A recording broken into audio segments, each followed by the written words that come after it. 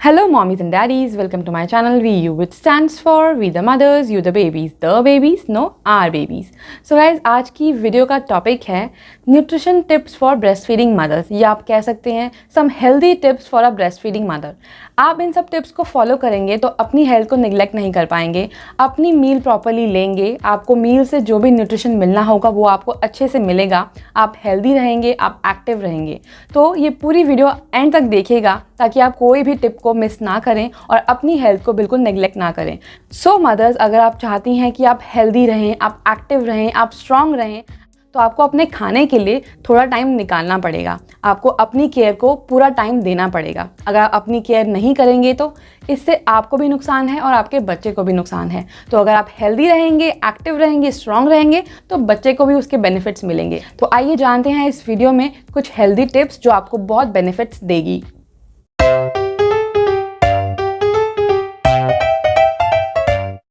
So the first tip is maintain a balance diet. और balance diet किस तरीके से आपको मेंटेन करनी है, अगर आपने मेरी पिछली वीडियो नहीं देखी है तो जाके देखिए। उसमें न्यूट्रिशन के बारे में अच्छे से एक्सप्लेन किया गया है कि मदर को किस सोर्स से कौन सा न्यूट्रिएंट मिल सकता है, तो अपनी डाइट में आपको क्या क्या इंक्लूड करना चाहिए। आप उस वीडियो को देख सकते हैं। ऊपर आई बटन पर भी मैं मेंशन कर दूंगी और डिस्क्रिप्शन में भी मैं उसका लिंक ज़रूर डाल दूंगी।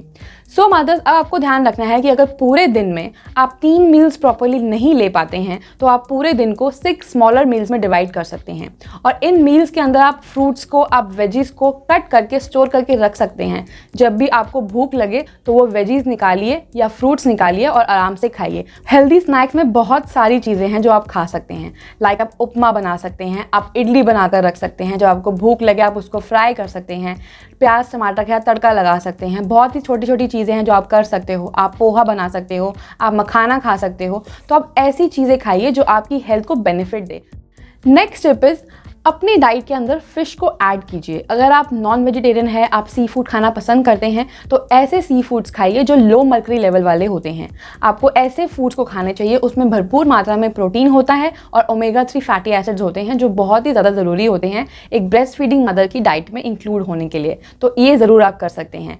अगर आप सी फूड लवर नहीं हैं तो उसकी जगह आप फ्लैक्सीड अपने खाने में ऐड कर सकते हैं, आप वॉलनट्स को अपने खाने में ऐड कर सकते हैं। तो उससे भी आपको ओमेगा 3 फैटी एसिड्स आराम से मिल सकते हैं। तो आप ऐसा कर सकते हैं। सी फूड लवर्स को एक बात का ध्यान रखना है कि आप डेली बेसिस पे ना खाएं sea food.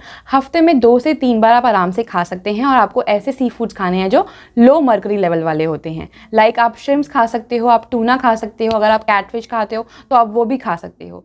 Next tip is get enough calories. अब ये कैलोरीज क्यों आपको और लेनी चाहिए, बिकॉज मदर्स को जब ब्रेस्ट मिल्क प्रोड्यूस करना होता है तो मदर्स की बहुत सी एनर्जी यूज़ होती है और वो एनर्जी मदर्स को मिलती है अच्छे न्यूट्रिशनल फूड से। लेकिन अगर आपको, जैसे मैंने बोला कि अगर आप 3 मील्स में नहीं खा पाते हो तो 6 मील्स में प्रॉपरली खा सकते हो। लेकिन 6 मील्स भी आपकी ऐसी होनी चाहिए कि वो हाई कैलोरीड फूड वाली होनी चाहिए। ऐसा नहीं है कि आप जंक फूड खा रहे हो, आप स्ट्रीट फूड खा रहे हो। आपको हेल्दी स्नैकिंग करनी है, जैसे मैंने आपको चीज़ें बताई हैं फर्स्ट पॉइंट में। आपको वो चीज़ें खानी है, ना कि कोई जंक फूड या कोई स्नैक या कोई कुकी उठा के खाना है। हेल्दी फूड खाइए ताकि आपको भी बेनिफिट्स मिलें और आपके बच्चे को भी बेनिफिट्स मिलें आपके ब्रेस्ट मिल्क के थ्रू। तो आपको इसका बहुत ध्यान रखना है। ब्रेस्ट फीडिंग मदर्स को एक बात का ध्यान रखना है कि प्रेगनेंसी में जितना कैलोरी वो पूरे दिन में लेते थे, अब उन्हें 500 कैलोरीज बढ़ा देनी है, और वो भी जंक फूड खाकर नहीं बढ़ानी है, हेल्दी फूड खाकर बढ़ानी है।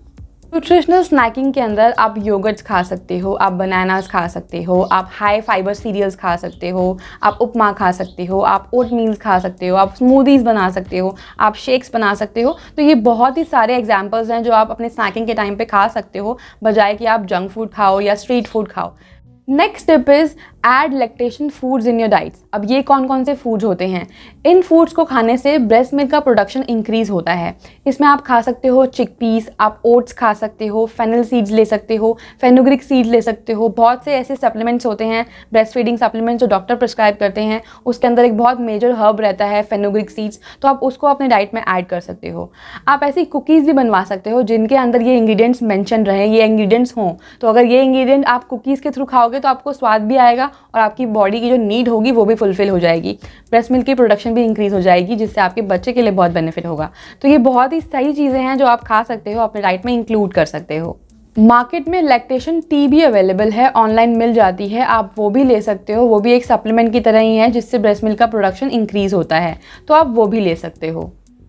Next tip is limit some foods. ये किन फूड्स को लिमिट करने के लिए मैं कह रही हूँ उन फूड्स को लिमिट करने के लिए, कम करने के लिए या बिल्कुल बंद कर देने के लिए जिन फूड से आपकी फैमिली के अंदर किसी को कोई एलर्जी या एक्जिमा या फिर कोई एज़मा की प्रॉब्लम हो जाती है। कई फूड्स ऐसे होते हैं जिनसे प्रॉब्लम होती है, लाइक पीनट से होती है, कईयों को डेयरी प्रोडक्ट से होती है, सी फूड से होती है। तो अगर किसी दादा को कोई प्रॉब्लम थी, फिर दादा के बाद आपके पापा को प्रॉब्लम थी, फिर आपको भी प्रॉब्लम है, तो आपके बच्चे में भी वो होने के चांसेस हैं। तो अगर आप अपने डॉक्टर को पहले से बता देंगे या डाइटिशियन को पहले से बता देंगे कि इस पर्टिकुलर सब्सटेंस से या फूड से हमें प्रॉब्लम होती है, तो आप उन चीज़ों को अवॉइड कर पाएंगे। आपके डॉक्टर उस चीज़ के अलावा आपको कोई और चीज़ रेकमेंड कर देंगे या प्रिस्क्राइब कर देंगे। कई मेडिसिन के अंदर भी ऐसे हर्ब्स होती हैं जिनसे कई लोगों को एलर्जी होती है। तो अगर आप डॉक्टर को पहले से बता देंगे तो वो बहुत बेटर रहेगा। बिकॉज अगर आपने अगर ऐसी चीज़ कोई ले ली जिससे आपको एलर्जी है और आपके बच्चे में भी वो सिम्टम्स दिखने लगे, तो बच्चे के अंदर कॉलिक पेन हो सकते हैं, बच्चे को डायरिया भी हो सकता है, बच्चे का पेट खराब रह सकता है, बच्चा वॉमिट कर सकता है। तो ये सब चीज़ें अवॉइड करने के लिए पहले से डॉक्टर को बता दीजिए कि हमारी फैमिली हिस्ट्री ऐसी रही है कि हमारी फैमिली में एलर्जी, एक्जिमा या एज़मा की किसी को भी दिक्कत रही है। तो उससे आप बिल्कुल सेफ साइड पर रहेंगे और बच्चे को कोई नुकसान नहीं हो पाएगा। Next tip is stay hydrated.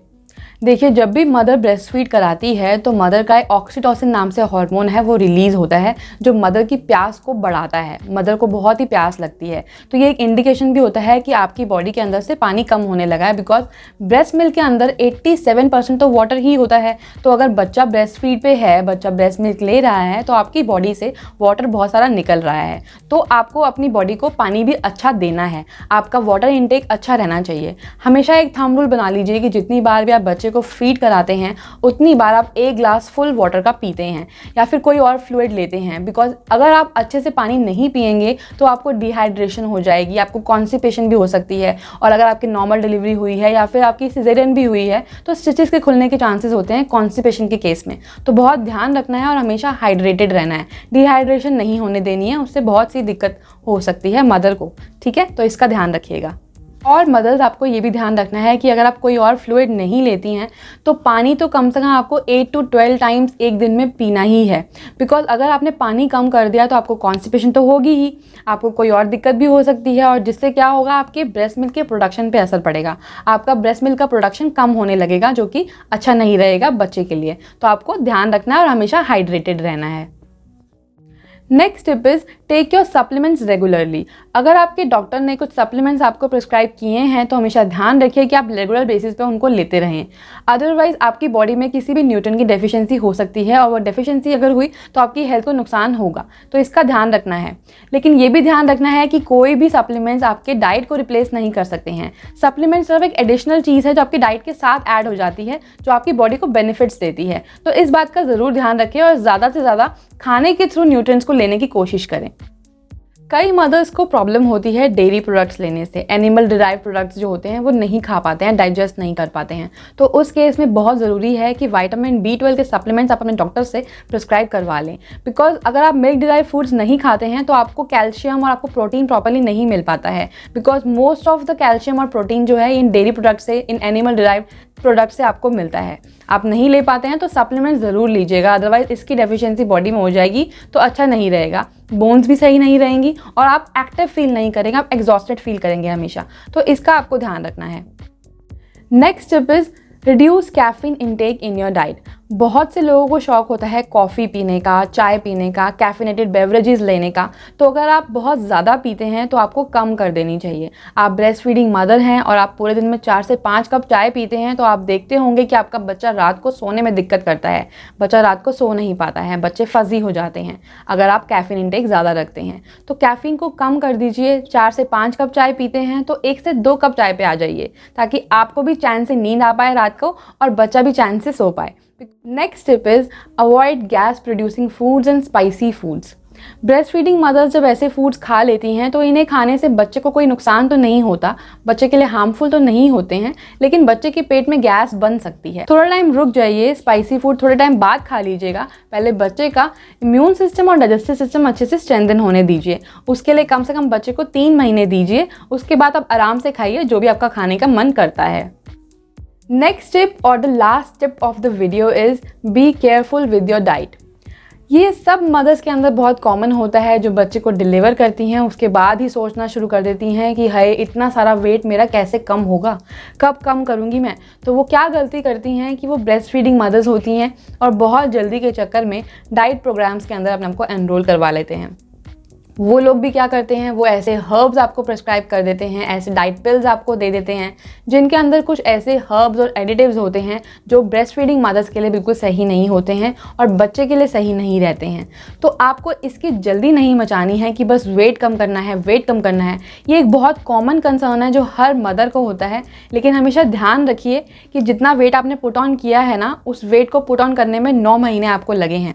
9 महीने में आपका इतना वेट बढ़ा है जो आपको दिखने लगा है, और ये वेट कम करने में टाइम लगेगा। तो इसकी हड़बड़ी मत मचाइए, अपने आप को टाइम दीजिए, अपनी बॉडी को टाइम दीजिए, अपनी बॉडी को हील होने दीजिए। अगर नॉर्मल डिलीवरी भी हुई है, सिजेरियन भी हुई है, तो बॉडी को हील होने में टाइम लगता है। उसके बाद ही कोई डाइट प्रोग्राम फॉलो कीजिए या अपने आप को एनरोल करवाइए।